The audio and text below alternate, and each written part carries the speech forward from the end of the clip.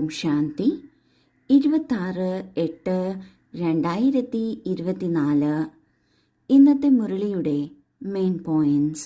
മധുരമായ കുട്ടികളെ, വലിയ ബാബ നിങ്ങൾ വലിയ ആൾക്കാർക്ക് കൂടുതൽ പരിശ്രമം നൽകുന്നില്ല. 2 അക്ഷരം മാത്രം ഓർമ്മിക്കൂ, അല്ലാഹുവും സമ്പത്തും. ബാബ ഉയർന്നതിലും ഉയർന്നവനാണ്. അങ്ങനെയുള്ള ഉയർന്നതിലും ഉയർന്ന ബാബ തിരഞ്ഞെടുത്ത രത്നങ്ങളാണ് നമ്മൾ ഓരോ ആത്മാക്കളും. ബാബ ഈ സംഗമയുഗത്തിൽ നമ്മൾ ഓരോരുത്തരെയും ദത്തെടുത്തിരിക്കുകയാണ്. അങ്ങനെയുള്ള വലിയ ബാബയുടെ കുട്ടികളായ നമ്മൾക്ക് ബാബ കൂടുതൽ പരിശ്രമം നൽകുന്നില്ല. 2 കാര്യങ്ങളെ ഓർമ്മിക്കുകയാണ് വേണ്ടത്. അതാണ് അല്ലാഹുവും സമ്പത്തും. ബാബയെ ഓർമ്മിക്കണം, നമ്മൾ പോകാൻ പോകുന്ന സത്യയുഗത്തെ ഓർമ്മിക്കണം. ഇത് 2 മാത്രമേ ഉള്ളൂ. ഇതിൽ കവിഞ്ഞ് മറ്റൊരു പരിശ്രമവും ഇല്ല. ചോദ്യം: ആത്മീയ പിതാവിൻ്റെ മുഖ്യ കർത്തവ്യം ഏതാണ്? ഇതിലാണ് ബാബയ്ക്ക് വളരെ രുചി അനുഭവപ്പെടുന്നത്. ഉത്തരം: ആത്മീയ പിതാവിൻ്റെ മുഖ്യ കർത്തവ്യമാണ് പതീതരെ പാവനമാക്കുക. ബാബയ്ക്ക് പാവനമാക്കുന്നതിന് വളരെ സന്തോഷം അനുഭവപ്പെടുന്നു. ബാബ വരുന്നത് തന്നെ കുട്ടികൾക്ക് സദ്ഗതി നൽകാനാണ്, എല്ലാവരെയും സതോപ്രധാനമാക്കാനാണ്. കാരണം ഇപ്പോൾ വീട്ടിലേക്ക് തിരിച്ചു പോകണം. ഈ ഒരു പാഠം മാത്രം ഉറപ്പിക്കൂ, നമ്മൾ ദേഹമല്ല, ആത്മാവാണ്. ഈ പാഠത്തിലൂടെ ബാബയുടെ ഓർമ്മയുണ്ടായിരിക്കും, പാവനവുമാകും. ബാബ നമ്മൾ ആത്മാക്കളുടെ എല്ലാം പിതാവാണ്. അതിനാൽ ആത്മീയ പിതാവ് എന്ന് പറയുന്നു. അങ്ങനെയുള്ള ആത്മീയ പിതാവായ ബാബയുടെ മുഖ്യമായ കർത്തവ്യം അല്ലെങ്കിൽ ഉത്തരവാദിത്വമാണ് പതീതരെ പാവനമാക്കുക എന്നത്. ഈ ഒരു കർത്തവ്യം ചെയ്യുന്നതിലാണ് ബാബയ്ക്ക് ഏറ്റവും അധികം രുചി ഉള്ളത്, സന്തോഷം അനുഭവപ്പെടുന്നത്. ബാബ എല്ലാ കുട്ടികൾക്കും സദ്ഗതി നൽകാനായി വരുന്നു. അതായത് അവരെ അവരുടെ ഏറ്റവും ഉയർന്ന തനതായ സ്ഥിതിയിൽ തിരിച്ചെത്തിക്കുകയാണ് ചെയ്യുന്നത്.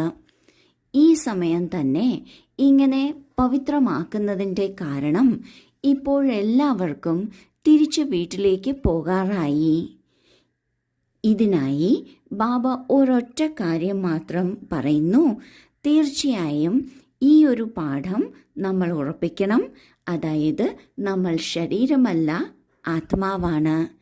ഈ ഒരു പരിശ്രമം മാത്രമേ ബാബ നമ്മൾക്ക് തരുന്നുള്ളൂ.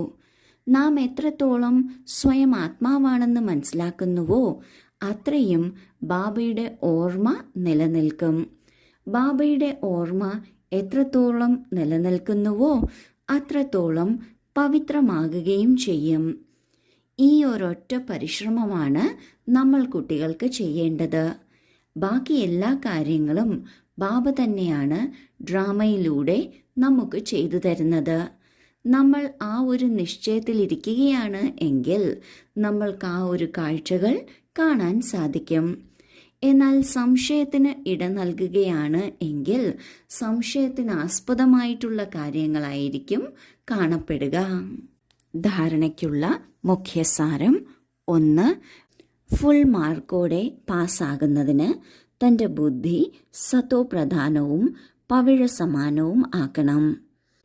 സങ്കുചിത ബുദ്ധിയിൽ നിന്ന് സൂക്ഷ്മബുദ്ധിയായി ഡ്രാമയുടെ വിചിത്ര രഹസ്യം മനസ്സിലാക്കണം. 2. ഇപ്പോൾ ബാബയ്ക്ക് സമാനം ദിവ്യവും അലൗകികവുമായ കർമ്മം ചെയ്യണം. ഡബിൾ അഹിംസകരായി യോഗബലത്തിലൂടെ തൻ്റെ വികർമ്മം വിനാശമാക്കണം. ആദ്യത്തെ പോയിന്റിൽ ബാബ പറയുന്നു, തൻ്റെ ബുദ്ധിയെ സതോപ്രധാനവും സൂക്ഷ്മവുമാക്കി മാറ്റണം. എത്രത്തോളം ബുദ്ധിയുടെ നിലവാരം ഉയരുന്നുവോ അത്രയും ഈ ജ്ഞാനം നമ്മൾക്ക് ആഴത്തിൽ മനസ്സിലാക്കാൻ സാധിക്കും. എത്ര സാഗരത്തിൻ്റെ ആഴത്തിലേക്ക് പോകുന്നുവോ അത്രയും നമ്മൾക്ക് അതിശാന്തിയുടെ അനുഭൂതിയുണ്ടാകുന്നു. അതുപോലെ തന്നെ വളരെ ബഹുമൂല്യമായ പല കാര്യങ്ങളും അവിടെ നമ്മൾക്ക് സ്വന്തമാക്കാൻ സാധിക്കുന്നു. അതുപോലെ ജ്ഞാനത്തിൻ്റെ ആഴങ്ങളിലേക്ക് പോകുന്നതിലൂടെ നമ്മൾക്ക് പലതരത്തിലുള്ള അനുഭൂതി ഉണ്ടാകുന്നു. പല പോയിന്റുകളും മറ്റ് തലങ്ങളിൽ നമ്മൾക്ക് മനസ്സിലാക്കാനും സാധിക്കുന്നു. എന്നാൽ ഇതിനായി സങ്കുചിത ബുദ്ധിയെ മാറ്റി വിശാല ബുദ്ധിയും സൂക്ഷ്മ ബുദ്ധിയും ആയി മാറണം. എന്നാലാണ് ഡ്രാമയുടെ വിചിത്ര രഹസ്യത്തെ അറിയാൻ സാധിക്കുന്നത്. രണ്ടാമത്തെ പോയിന്റിൽ ബാബ പറയുന്നു, ബ്രഹ്മബാബ ദിവ്യവും അലൗകികവുമായ കർമ്മമാണ് ചെയ്തിരുന്നത്. അതുപോലെ തന്നെ ബാബയെ പിന്തുടർന്ന് നമ്മുടെ കർമ്മവും ദിവ്യവും അലൗകികവും ആയിരിക്കണം. ഡബിൾ അഹിംസകരാകണം. ഡബിൾ അഹിംസകരെന്നാൽ ക്രോധത്തിൻ്റെ ഭൂതവും ഇല്ല, എന്നാൽ കാമത്തിൻ്റെ ഭൂതവും ഇല്ല എന്ന സ്ഥിതിയാണ്. ഇങ്ങനെ ഡബിൾ അഹിംസകരാകുമ്പോഴാണ് യോഗബലത്തിലൂടെ നമ്മുടെ വികർമ്മം വിനാശമാക്കാൻ സാധിക്കുന്നത്. വരദാനം: കർമ്മത്തിൻ്റെയും യോഗത്തിൻ്റെയും ബാലൻസിലൂടെ ബ്ലെസ്സിംഗ് അനുഭവിക്കുന്ന കർമ്മയോഗിയായി ഭവിക്കട്ടെ. കർമ്മയോഗി എന്നാൽ ഓരോ കർമ്മവും യോഗയുക്തമായിരിക്കണം. കർമ്മയോഗി ആത്മാവ് സദാ തന്നെ കർമ്മവും യോഗവും ഒപ്പം കൊണ്ടുപോകും. അതായത് ബാലൻസ് വയ്ക്കുന്നവരായിരിക്കും. കർമ്മത്തിൻ്റെയും യോഗത്തിൻ്റെയും ബാലൻസ് ഉണ്ടാകുന്നതിലൂടെ ഓരോ കർമ്മത്തിലും ബാബയിലൂടെ ബ്ലെസ്സിംഗ് ലഭിക്കുക തന്നെ ചെയ്യുന്നു. എന്നാൽ ആരുടെ സംബന്ധ സമ്പർക്കത്തിൽ വരുന്നുവോ അവരിൽ നിന്നും ആശീർവാദം ലഭിക്കുന്നു. ആരെങ്കിലും നല്ല കാര്യം ചെയ്യുകയാണെങ്കിൽ ഹൃദയത്തിൽ നിന്ന് അവർക്ക് ആശീർവാദം വരുന്നു. ഇത് വളരെ നല്ലതാണ് എന്ന്. വളരെ നല്ലത് എന്ന് മാനിക്കുക, ഇത് തന്നെയാണ് ആശീർവാദം. നാം കർമ്മയോഗിയാണ്. അതായത് ഓരോ കർമ്മത്തിലും യോഗത്തിൻ്റെ അനുഭൂതി ഉണ്ടായിക്കൊണ്ടിരിക്കും. ആരാണോ കർമ്മത്തെയും യോഗത്തെയും ഒപ്പമൊപ്പം കൊണ്ടുപോകുന്നത് അവരെയാണ് ബാലൻസ് വയ്ക്കുന്നവർ എന്ന് പറയുന്നത്.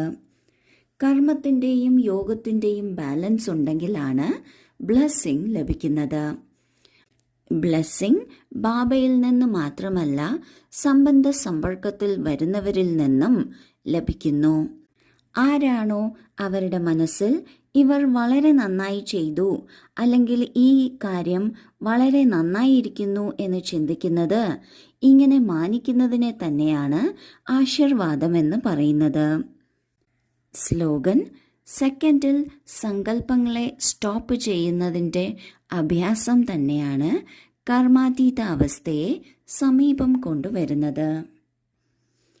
ആരുടെ ബ്രേക്കാണോ ശക്തമായിട്ടുള്ളത് അവർക്ക് ഏത് സമയത്തും അവരുടെ വണ്ടിയെ നിർത്താൻ സാധിക്കും. അതുപോലെ ആർക്കാണോ തൻ്റെ സങ്കല്പങ്ങളെ സെക്കൻഡിൽ തന്നെ നിർത്തലാക്കാൻ സാധിക്കുന്നത് അവരുടെ ഈ അഭ്യാസം കർമാതീത അവസ്ഥയെ സമീപം കൊണ്ടുവരും. ഓം ശാന്തി.